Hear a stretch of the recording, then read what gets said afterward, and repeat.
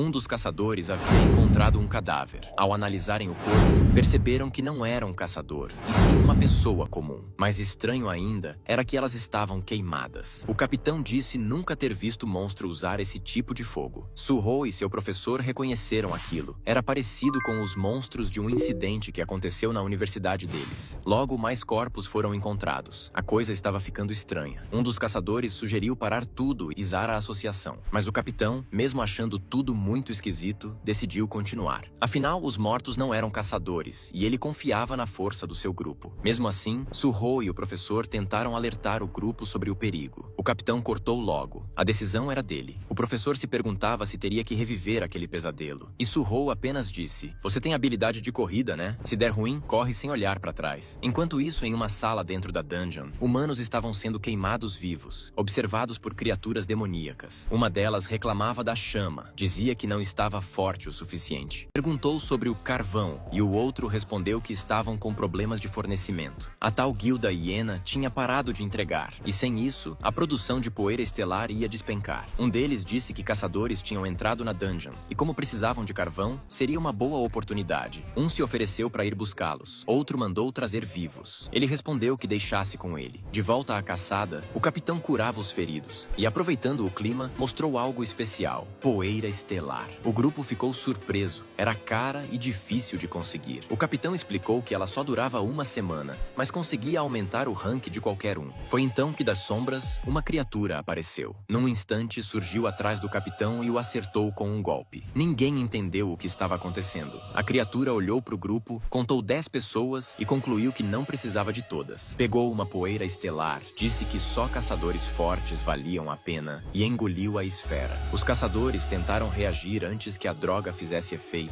mas não tiveram chance, e em segundos foram caçados e estraçalhados. Depois de eliminar todos, a criatura agarrou os corpos e disse apenas: "Carvão obtido." Para Su-ho, uma nova missão apareceu: resgate os sobreviventes. Beru queria entender o que estava acontecendo, e Su-ho explicou que tinha surgido uma missão. Demônios haviam sequestrado pessoas ali perto e, quanto mais ele conseguisse salvar, maiores seriam as recompensas. Isso significava que aquelas vidas estavam em grande perigo. Su-ho também percebeu que algo tinha acontecido com o time de ataque, por isso ordenou que seu professor saísse da dungeon imediatamente. O professor ficou desconfiado. Perguntou como ele sabia daquilo, mas Su-ho apenas respondeu que eram seus instintos. Pediu para que os goblins acompanhassem o professor até a saída. Quando ele quis saber o que Su-ho faria, ele respondeu que iria atrás do time de ataque. Triste, o professor admitiu que só seria um peso se ficasse, mas prometeu sair e pedir ajuda. E Su-ho o agradece. Sem perder tempo, Su-ho invocou Gray e ativa sua transformação para chegar mais rápido até o local. Enquanto isso, um demônio terminava de carregar os corpos dos humanos e entrava na sala onde os outros dois esperavam. Eles comentaram que o portal logo estaria pronto e pediram para que os carvões fossem organizados. Com aquele carvão, conseguiriam invocar mais demônios. Um deles se mostrou satisfeito, dizendo que, graças ao apóstolo, haviam aprendido a fabricar o veneno Berserker,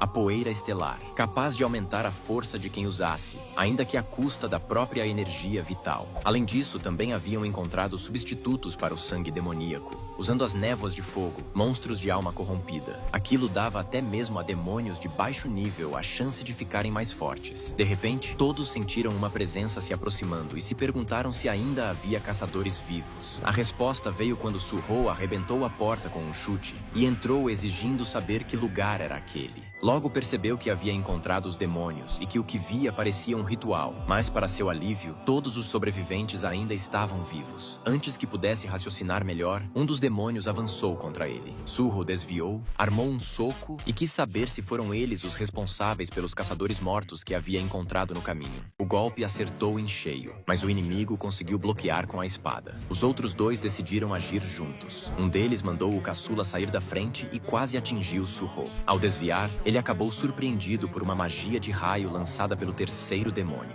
O caçula aproveitou a brecha para tentar cortar Su-ho, mas nesse instante, ele invocou suas sombras, que bloquearam o ataque. Vendo as sombras, um dos demônios se perguntou se era aquilo. Su-ho aproveitou a distração e lançou o inimigo para longe. Eles comentaram entre si que aquela habilidade era parecida com a do Monarca das Sombras, mas tão fraca que nem valia comparação. Como Su-ho não era o verdadeiro monarca, não havia razão para temer. O jovem caçador avaliou que, individualmente, aqueles demônios eram mais fracos que Brock, mas juntos representavam uma ameaça enorme. Usar muitas sombras só faria desperdiçar mana, então precisava de outra ideia. Lembrou do pedido que havia feito a Beru para comer apenas o suficiente de Brock e guardar o resto, pois percebeu, no fim, que a hiena carregava muitos arrependimentos. Talvez ele pudesse trazê-lo de volta como soldado das sombras, mas para isso precisaria da permissão de Gray. O lobo apareceu naquele momento e balançou a cabeça em sinal de aprovação. Com a decisão tomada, Su-ho puxou a chave das sombras, abriu o portal e ordenou: erga-se. Se Brock tinha contas a acertar, agora teria a chance de lutar novamente. Das trevas, a sombra da hiena surgiu, atendendo ao chamado. Um dos demônios reconheceu seu nome. Su-ho declarou que a partir daquele instante, eles também eram três: ele,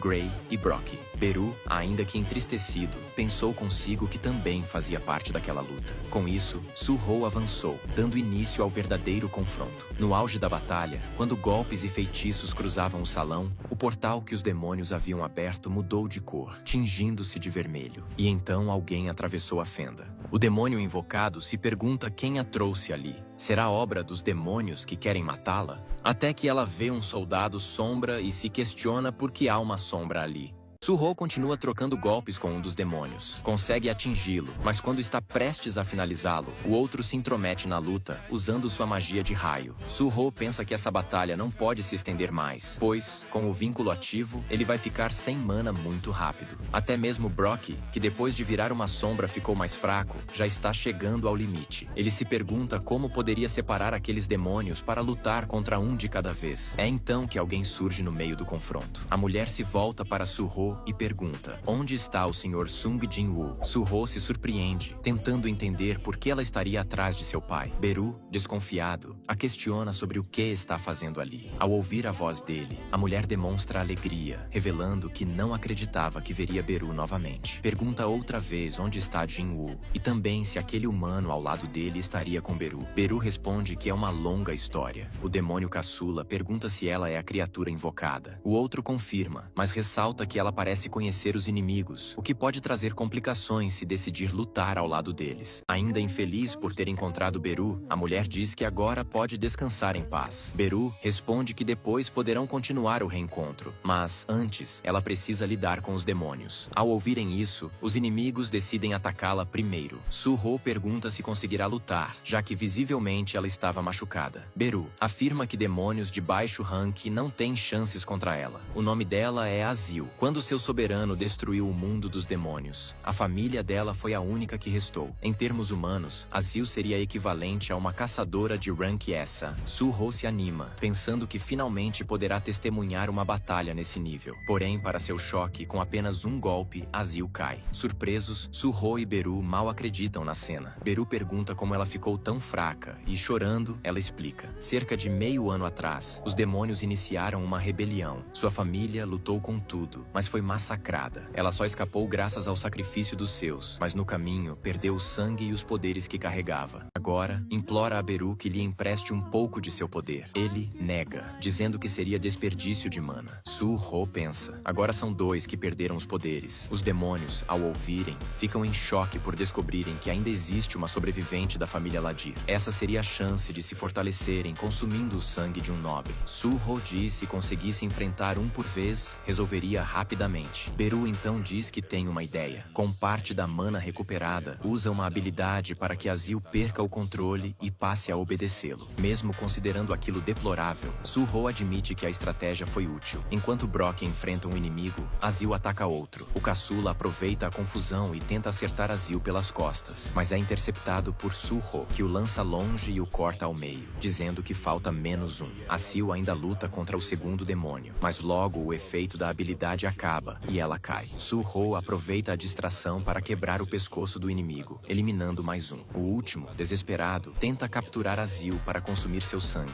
mas Su-ho pisa em sua mão e permite que Brock finalize o oponente. Com a luta terminada, Azil recobra os sentidos. Beru pergunta se ela ainda está viva. Ela responde que o mais importante agora é descobrir quem é o homem capaz de usar sombras como seu mestre. Beru diz que ela não é leal o bastante para reconhecê-lo, mas que deveria se esforçar mais para lembrar. De repente, a memória retorna. Ela o encara e diz: é ele, o jovem monarca. Assim que reconheceu o jovem mestre, Azil comentou que ele estava diferente e desmaiou logo em seguida. Su-ho foi ver se ela estava bem e perguntou a Beru, que disse que parecia só ter caído de cansaço, que não estava morta e que ele podia ficar tranquilo. Depois disso, Su-ho juntou os caçadores sobreviventes e Beru cuidou dos ferimentos deles. A missão foi concluída e logo apareceram as recompensas, pontos e ouro. Ao olhar a loja, Su-ho achou parecido com quando tinha que fazer tarefas para ganhar dinheiro do pai e, pensando melhor, percebeu que tinha sido justamente ele quem deixou esse sistema. Riu sozinho e agradeceu ao pai pela mesada. Quando tentou usar uma poção em Azil, viu que não tinha como entregar direto, então abriu o frasco e despejou o líquido na boca dela, que foi se recuperando.